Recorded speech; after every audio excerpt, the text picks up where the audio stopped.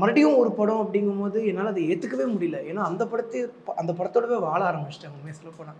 ஒரு 2.5 வருஷம் அந்த படம்னு நினச்சி திடீர்னு அந்த படம் இல்லை.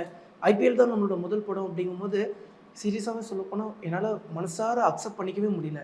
அதுலேருந்து என்னால் வெளியவே வர முடியல. பட் இருந்தாலும் ஆரம்பித்தோம். இதுவும் இனி எவ்வளோ பிரச்சனை ஆக காத்திருக்கோ, இது இனி எவ்வளோ ஷூட்டில் பிரச்சனை வரும், இனி ரிலீஸ் ஆகுமா ஆகாதா அப்படிங்கிற ஒரு பிரச்சனையெல்லாம் மனசுக்குள்ளே இருந்துச்சு, தோணல்கள் எல்லாம். ஆனால் கடவுளாலேயும் கடவுள் அன்புனாலையும் உங்களை மாதிரி நல்ல உள்ளங்கள் அன்புனாலையும் வர 28ஆம் தேதி ரிலீஸ் வரைக்கும் வந்துட்டோம்.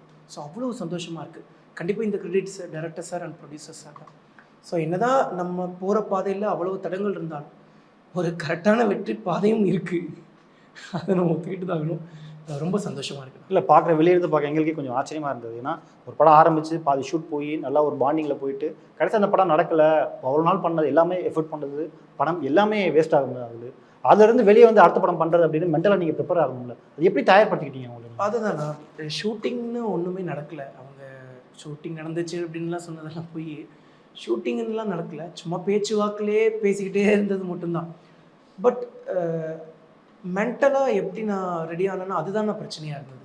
அந்த மென்டலாக ஸ்டேபிள் ஆகிறதுக்கு தான் கொஞ்சம் டைம் ஆகிடுச்சு. பட் ஈவன் தோ ஆயிட்டோம், எல்லாம் கடந்து வந்து தான் ஆகும். இதுவும் கடந்து போகும், எதுவும் கடந்து போகும்.